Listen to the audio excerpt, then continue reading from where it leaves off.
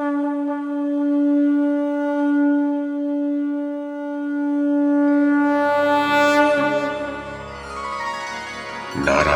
नमस्कृत्य नरं चैव नरोत्तमं देवीं सरस्वतीं व्यासं ततो जयमुदीरयेत्। ओम नमो भगवते वासुदेवाय, ओम नमः पितामहाय, ओम नमः प्रजापतिभ्यः, ओम नमः कृष्णद्वैपायनाय, ओम नमः सर्वविघ्नविनायकेभ्यः।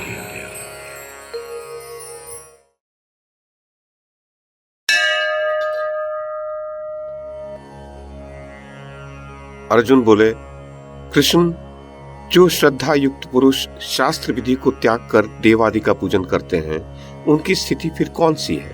सात्विकी है अथवा राजसी किंवा तामसी?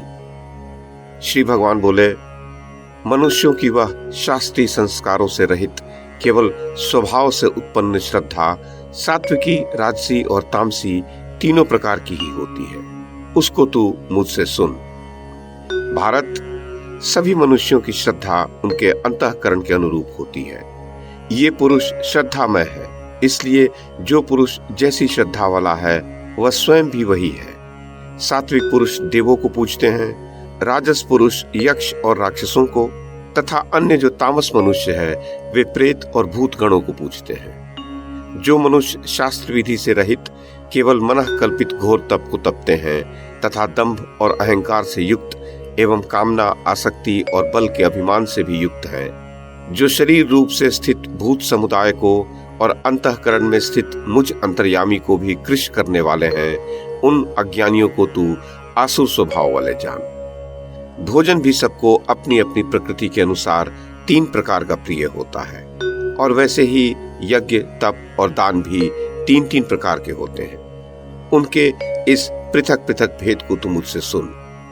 आयु, बुद्धि, बल, आरोग्य, सुख और प्रीति को बढ़ाने वाले, रस युक्त, चिकने और स्थिर रहने वाले तथा स्वभाव से ही मन को प्रिय, ऐसा आहार सात्विक पुरुष को प्रिय होते हैं। कड़वे, खट्टे, लवण युक्त, बहुत उष्ण, तीखे, रूखे, दाहकारक और दुख, चिंता तथा रोगों को उत्पन्न करने वाले आहार राजस पुरुष को प्रिय होते हैं। जो भोजन अधपका, रस रहित, दुर्गंध युक्त, बासी और उच्छिष्ट है तथा जो अपवित्र भी है, वह भोजन तामस पुरुष को प्रिय होता है। जो शास्त्र विधि से नियत यज्ञ करना ही कर्तव्य है, इस प्रकार मन को समाधान करके फल न चाहने वाले पुरुषों द्वारा किया जाता है, वह सात्विक है। परंतु अर्जुन, जो यज्ञ केवल दंभाचरण के लिए अथवा फल को भी दृष्टि में रखकर किया जाता है, उस यज्ञ को तू राजस जान। शास्त्र विधि से हीन, अन्न दान से रहित, बिना मंत्रों के, बिना दक्षिणा के और बिना श्रद्धा किए जाने वाले यज्ञ को तामस यज्ञ कहते हैं। देवता, ब्राह्मण, गुरु और ज्ञानी जनों का पूजन, पवित्रता, सरलता, ब्रह्मचर्य और अहिंसा, ये शरीर संबंधी तप कहा जाता है। जो उद्वेग को न करने वाला, प्रिय और हितकारक एवं यथार्थ भाषण है तथा जो वेद शास्त्रों के पठन एवं परमेश्वर के नाम जप का अभ्यास है, वही वाणी संबंधी तप कहा जाता है।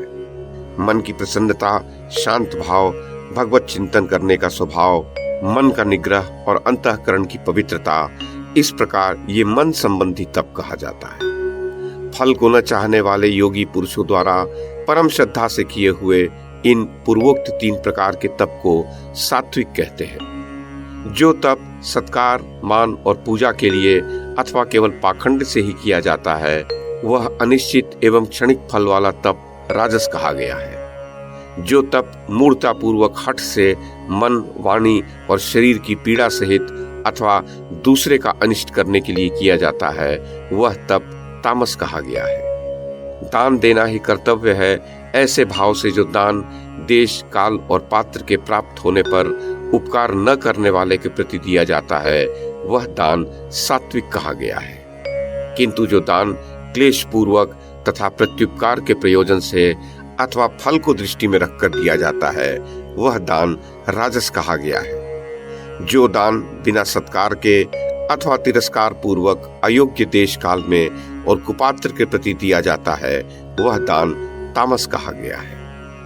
ओम तत् सत, ये 3 प्रकार का सच्चिदानंद घन ब्रह्म का नाम कहा गया है। उसी से सृष्टि के आदि काल में ब्राह्मण और वेद तथा यज्ञ आदि रचे गए।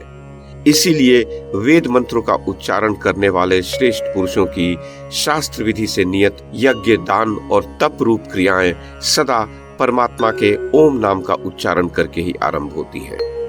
तत् नाम से कहे जाने वाले परमात्मा का ही ये सब है। इस भाव से फल को न चाहकर नाना प्रकार की यज्ञ, तप रूप क्रियाएं तथा दान रूप क्रियाएं कल्याण की इच्छा वाले पुरुषों द्वारा की जाती है। परमात्मा का जो सत नाम है वह सत्य भाव में और श्रेष्ठ भाव में प्रयोग किया जाता है तथा पार्थ उत्तम कर्म में भी सत शब्द का प्रयोग किया जाता है तथा यज्ञ, तप और दान में जो स्थिति है वह भी सत कही जाती है और उस परमात्मा के लिए किया हुआ कर्म निश्चय पूर्वक सत कहा जाता है। अर्जुन, बिना श्रद्धा के किया हुआ हवन, दिया हुआ दान और तपा हुआ तप और जो कुछ भी किया हुआ कर्म है वह समस्त असत कहा जाता है।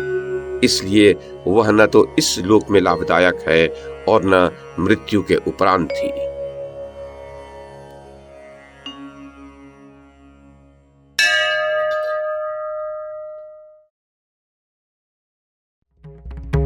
YouTube के माध्यम से महाभारत की कथा को एक श्रृंखला के रूप में प्रस्तुत करने का हमारा ये प्रयास यदि आपको सराहनीय लगा हो तो कृपया इस कड़ी को लाइक और शेयर करें, चैनल को सब्सक्राइब करें और बेल आइकन को दबाएं। साथ में अन्य लोगों को भी देखने के लिए प्रेरित करें।